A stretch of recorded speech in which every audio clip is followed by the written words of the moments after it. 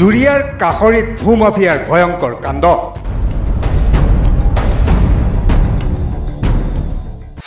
এটি 4জনীয়া পৰিয়াল এটাক ভূমাফিয়াৰ দলে ঘৰত সোমাই ভয়ংকৰ মাৰপিটৰ ঘটনা সংঘটিত কৰাৰ অভিযোগ।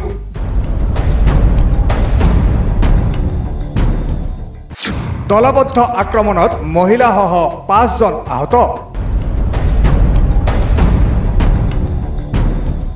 আব্দুল মুতালিবৰ নেতৃত্বত প্ৰায় 20-22জনীয়া দলে এমৰান হুছেইনৰ ঘৰত সোমাই দলবদ্ধভাৱে বৃদ্ধ মহিলাক হাত ভৰি বান্ধি মাৰপিট কৰাৰ অভিযোগ। মোক মতলবে আছে আজহাৰে পিছত আশাদ মুজামেল মুস্কিদুল ইলিয়াছে মাৰিছে। ইহঁতো ল'ৰাকেইটা চবকেইটাই মাৰিছে। কিহৰ কাৰণে? মই হেৰি কাজিয়া লগিছে দেউতাৰ লগত। পিছত সেইটো নাজানে মই ঘৰৰ পৰা খালি মোৰ মানে ওলাইছো কি হৈছে যাবৰ কাৰণে। পিছত মোক মাৰিছে, ঘৰৰ পৰা চেচুৰাই নি পেলাই মাৰিছে। তোমাক ক'ত মাৰিছে? চোতালত মাৰিছে।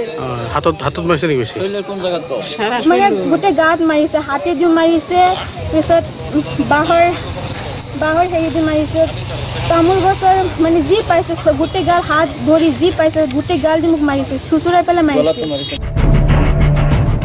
হাতে হাতে দা লাঠি জোং লৈ এমৰানৰ পৰিয়ালক একেবাৰে হত্যা কৰি মাটি বেদখল কৰাৰ চক্ৰান্ত ভূমাফিয়া দলৰ। এমৰান হুছেইনে ঘৰৰ ভিতৰত সোমাই যেনে তেনে নিজৰ প্ৰাণ ৰক্ষা কৰে যদিও এমৰানৰ নাবালিকা ছোৱালী পত্নীৰ লগতে কণমানি সন্তানক দলবদ্ধভাৱে আক্ৰমণ কৰাৰ লগতে ঘৰত সোমাই কেইবা লাখ টকাৰ ঘৰৰ সা সামগ্ৰীৰ উপৰিও এখন বাইক ভাঙি চিঙি চুৰমাৰ কৰে। 3:30মান বজাত অনুমান আমাৰ ঘৰত মাটিবাৰী